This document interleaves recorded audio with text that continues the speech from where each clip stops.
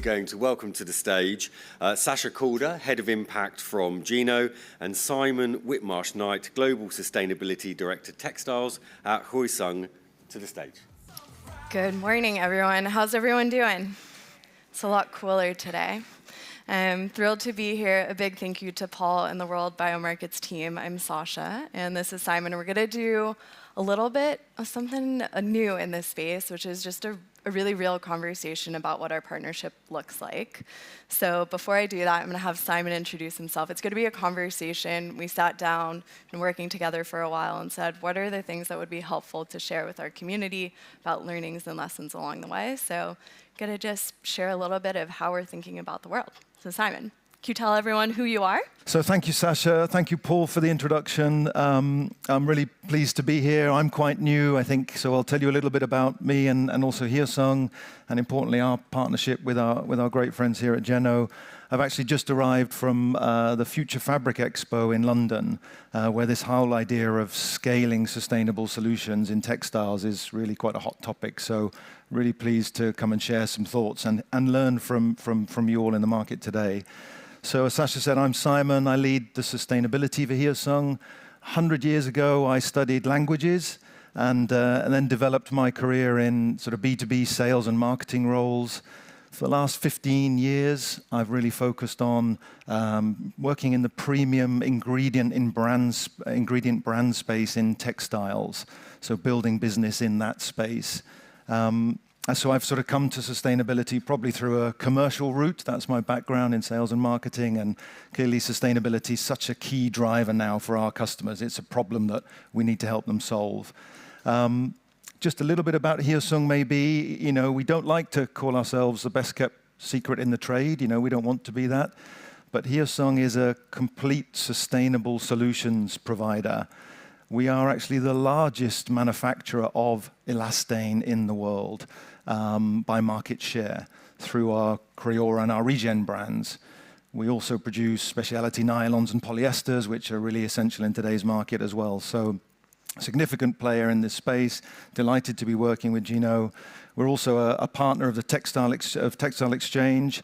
And importantly for me, we are a member of the Surfers Against Sewage Ocean Protection Network. And I'm particularly proud of that. I am a very proud longboarder, but a very poor longboarder, unlike Sasha, who's a pro. So that's me. Thank you, Sasha. Wonderful. What about you? Tell us a bit about you. Okay, Sasha Calder. I lead Impact at Geno, so San Diego-based biotech company. We've been around for 25 years. At Geno, I lead sustainability, government affairs, corporate comms, and product marketing. And I got into Geno from an unconventional route. My background's in finance and cultural anthropology. I spent the early part of my year understanding the sociality of derivatives, so I'm a big finance nerd, and studying how risk is constructed on Wall Street. And I did that and started studying it during the 2008 crisis. So I've always been really fascinated by how we think about risk and how it impacts markets, especially commodity markets and supply chain risk. So joined the Geno team 3.5 years ago. We're really proud of the work that we're doing. We make sustainable materials, and it's part of what we call the sustainable materials transition. So there's a massive energy transition happening, and similarly, a materials transition. So at Geno, we make everyday products. So if you think about getting ready in the morning, we touch many of the ingredients in products. Hopefully you wore deodorant, brushed your teeth, shampooed, conditioner, wore clothes. The majority of our materials all come from synthetic sources or fossil-based sources. It's estimated 96%. So Geno targets high-volume commodity ingredients as well as a few specialty plays. We're super proud of our partnerships. It's a big reason of how we exist and why we're here today. So Hyosung is the latest announcement. They just did a $1 billion announcement about 2 months ago on our partnership with Geno's technology driving the expansion of plant-based BDO in the market, but also really proud and a shout out because Two of our other BDO partners are in the room. Novamont in 2016 was our first bio-BDO partnership with Geno Technology driving their plant in Italy. And later on stage, in just an hour, you're going to hear from Nobert, who runs, he's right over here, he's representing Kira. And they've just invested $300 million in a plant in Eddyville, Iowa, also on bio-BDO. So thrilled for our partners. Yesterday I talked about our work in the beauty industry, and today we're talking about BDO. So I'm going to turn it over. I have a question for you, Simon. What's really significant about this deal for Hyosung? Why does it matter? Yeah, thanks, Sasha. Well done for coming back for a second round. I forgot you were here yesterday as well. So, as you mentioned, this is a $1 billion investment by Hyosung, so it really sort of signals our intent in this renewable space and underlines our intention to sort of build a better tomorrow. Utilizing the Geno technology to create bio-BDO will really allow us to do and to build the world's first fully integrated bio spandex production unit. So what that means is we'll have a fully integrated plant which will allow us to make some significant savings in terms of carbon emissions, etc. So this is really the first time in the world that we've been able to put everything together from raw materials to fiber. So it's a really significant investment that we're doing. You know, Hyosung is the largest purchaser of BDO in the world. And you mentioned it, but just a reminder for folks, what is BDO? So BDO is an integral part of many things in the world, and we use that as a building block of one of the ingredients within spandex or elastane, as it's known here. So for us to be moving across, switching to bio-based, it's a big deal, considering we're such a large purchaser. We with that new facility, you know, we want to talk about some numbers and things like that. We'll talk about carbon emission and the sort of environmental impact a bit later on. But we're hoping to, within the second half of 26, produce 50,000 tons and then grow that to annually around about 200,000 tons over time. So again, significant switch for us. So what type of significant impact does that have? How does that help Hyosung hit your environmental goals? Yeah, this is really important for us, you know, this partnership really is an integral part of our ESG goals. We have many, you know, a couple of the key ones for us are really increasing the proportion of sustainable materials as a percentage of our total sales. So with this partnership, we're hoping to increase to 16% of total sales as a sustainable product. I'm talking textiles, not the other areas that we work in as a business. So we want to do that by 2030, and that's on the way to becoming net zero by 2050. So I think we can do better than that, but this is, you know, steps along the way.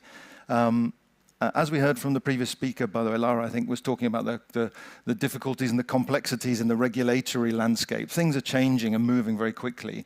So as a manufacturer, we try to offer a range of sustainable solutions, of which bio-based is one, recycled currently is another, because our customers, brands and retailers, have a number of different strategies to help them reach their goals and also to comply with these evolving regulations. So the partnership, in fact, is a sort of extension of our success. We launched a bio-based product in 2022. That's been adopted by leading global brands like Lululemon, Icebreaker. I have some lovely Icebreaker tights. I didn't want to wear these this morning to put you off your breakfast, but I would definitely have been an Icebreaker. Yeah, it would have been an Icebreaker. Yeah. But so just again to show that now we're able to scale the technologies and we're out in the market with bio-based product, which is great. So as I say, it's a step along the way. Ultimately, our goal is to make all of our spandex with renewable resources, and crucially, to find the technology to make that recyclable. You know, bio-based, recyclable, these are the two key areas in textiles, and especially for a spandex manufacturer. So I know we'll talk about collaboration and partnership later on, and what we really want to do is work with the value chain to be able to take back garments, textiles, recycle, and then you've got renewable materials and then a fully circular system, which the industry is moving towards. That's great. So what have been some of your learnings and lessons in working with Geno? And you can be tough and rough if you need to. Yeah, I will be, but we haven't heard much from you so far, Sasha. So tell us about your learnings, perhaps, from this process so far. Yeah, I think so.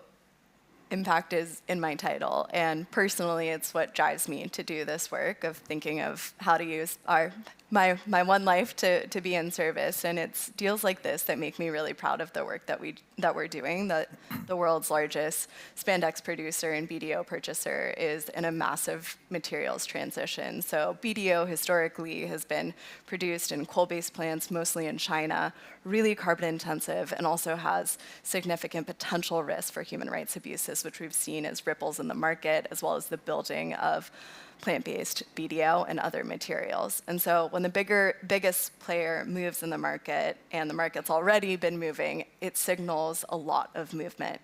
So really proud of the impact work there. And one of the big lessons and learnings is we get to work with competitors across the field. So working with many of the biggest BDO players, they're in the room, and we get to do the same across different industries, whether it's beauty, personal care, home care, automotive. And I think one of the biggest learnings and lessons along the way most recently has been how important, and I touched on this a bit yesterday, but how important it is to really have supply chain visibility, and the work around diversification and building the bioeconomy is critical for building more resilient supply chains. Every single year, the World Economic Forum comes out with the top risks, both by likelihood and the level of impact. And no surprise that climate has become the most intense by both intensity of what the impact would be, as well as probability of natural disasters impacting health, economic, as well as geopolitical issues. And so as we get to work with these partners and understanding what their specific needs are, the lesson has been every company has different priorities, but the core, which is the interconnected web of geopolitical supply chain commodities that we work in, need much more strategic, thoughtful creation from full supply chain partners to make that difference. I think that's a critical thing, Sasha, you mentioned. We need to make material change. Things aren't in our textile space, particularly moving fast enough. But we can't, none of us can do this on our own. Mm-hmm. So what we really appreciate about the collaboration is that partnership, that relationship building. But again, as I mentioned, we need other manufacturers to get involved. We all need to move in the right direction to make some significant change. And I think that will be helped by regulations, both here in Europe and also more and more in the US. As we heard, it's quite complex, but that will engender, I think, a real move to actually taking action in a certain way. At the moment, brands and retailers, as you said, have many different solutions, and it's hard to make a significant impact when everybody's looking in different directions. So hopefully regulations, consumer awareness was also mentioned this morning, that's increasing. I think that will help us move. Recycled, we not kind of done, but it's an easier story. Probably for us in textiles, bio-based is the next. We won't talk about mass balance just yet, but bio-based is the next, sort of topic that our customers, brands and retailers, are really looking for, especially with regard to things like recycled polyester. We need to move away from the bottle industry, those kinds of things. So certainly agree, collaboration, long term, and maybe just going back to the original question for Hyosung in terms of environmental impact. Really by integrating the site and making this integrated production facility, we're kind of looking for sort of four main things, I think. One is increased production efficiency. I think two is speed to market. Sourcing for textiles is changing. We want to be part of that. We need to help our customers.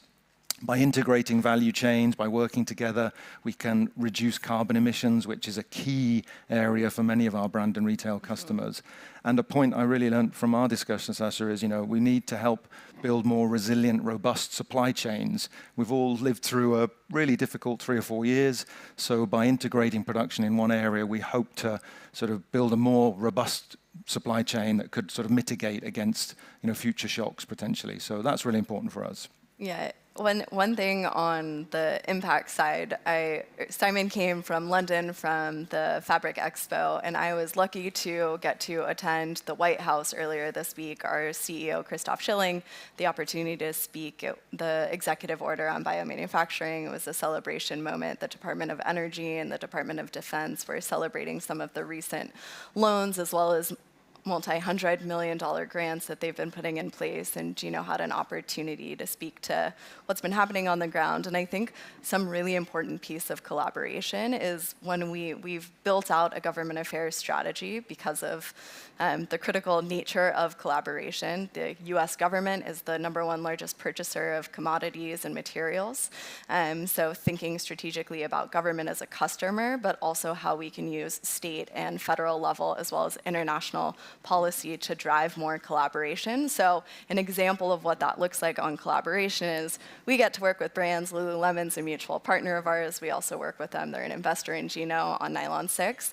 But policymakers love knowing that, their kids' Lululemon pants or the clothes that they're wearing are driving issues around national security and resilient supply chain. So on the government side, collaboration is now more important than ever. And we've built an approach that helps position the core materials that we use, so BDO, nylon, butylene glycol, our beauty ingredient, as well as palm oil alternatives, and making sure we have a very active role and voice in pushing for policy that helps support legislation to put more protective measures in place for deforestation, tracing where products come from, and carbon intensity, so that materials like BDO are now being considered a national security issue, which will help open up markets for our partners domestically and internationally. So it really takes this whole systems approach to think about where and how can we be really focused, and focus is everything here, on building out the markets that we're trying to serve through collaboration. And sometimes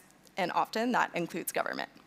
Your White House visit definitely trumps my "I've just come from London" comment, doesn't it? Yours was definitely more fashionable group than mine. But I just think, I know we've got to keep an eye on time. Just maybe some considerations, some learnings from our time. We're in the market. We're also scaling up, so we wanted to share, and Paul's asked us to share some of our sort of learnings from talking to customers about this. So I think number one, it's been great to showcase the industry that we can leverage these technologies at scale. Goodness knows that there are lots of well-meaning events where people talk about things, and perhaps we're now hopefully at a tipping point where we can think about these technologies that are available at scale. So that's really good news, and we need that now. Time is pressing, literally, for all of us. I've got kids, this is important to me. So things I've learned from our working together, Sasha, one, you mentioned it's really important to focus on the long-term collaboration. How's this going to play out?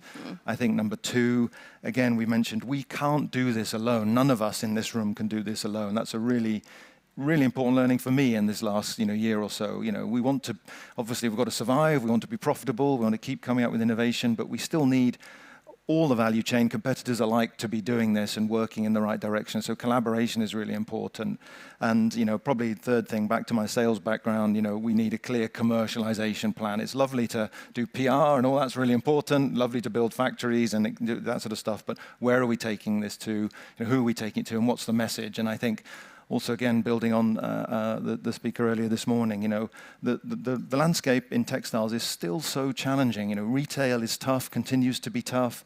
There are some, people doing amazing things, but in general, it's really a tough environment. Regulations are changing, DPP, ESPR, CSDDD. It's confusing for everybody.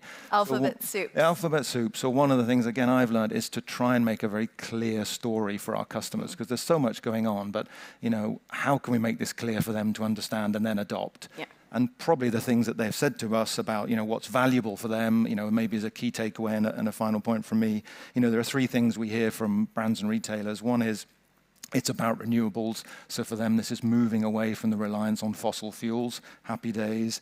Number two, the integrated production is really important as well, lowering carbon emissions and also faster speed. And as I said earlier on, sort of sourcing is changing. The textile sourcing market is moving and evolving. And as you mentioned, Sasha, as well, traceability is critical, because we could sit up here all day talking about great story, but unless it's certified and it's, third-party assured, whether that's USDA, SGS, ISCC+, more alphabets, that's also what's really important for our customers to have that certification. So those are probably the three key takeaways from talking to customers about this kind of new idea. Definitely. I think one on the communication point is keeping it really focused. Each company has a different piece of the puzzle and solutions, and so getting to work with partners that really understand, are we telling the right story and can we substantiate it in ways that are built in truth and credibility is so important. And then there's good learnings, like Simon and I have spent so much time behind the scenes before any sort of press release or campaign went out, talking about the risks. Where are we exposed? How can we think about long-term solutions and building out those game plans and sharing best practices? So it's wonderful to get to work with partners who are so eager and curious and also open to share their learnings along the way. So I know we wanted to share a video. Is it possible to cue to the video we have as we end? We have big news for BDO. What's BDO? It's the technical name for 1,4-butanediol, which has mostly been made from coal sourced in China. BDO is a chemical that makes many of your everyday products, such as spandex, the foam in your chairs, your shoes, and the coatings on vehicles. We're so thrilled to share that the world's largest spandex company, Hyosung TNC, powered by Geno's technology, just announced $1 billion investment to produce the same BDO the world relies on, but made from plants instead of fossil fuels. Plants? Yes. Hyosung has partnered with sustainable materials company Geno to power their upcoming switch to bio-BDO process technology. BDO is a $6 billion, 3 million ton per year market, with Hyosung transitioning to the sustainable source. This means significant carbon avoidance potential, traceable feedstocks, resilient supply chains, and responsible sourcing. This is what the sustainable materials transition looks like, proving impact on a massive scale. Hyosung TNC and Geno. This is what impact looks like.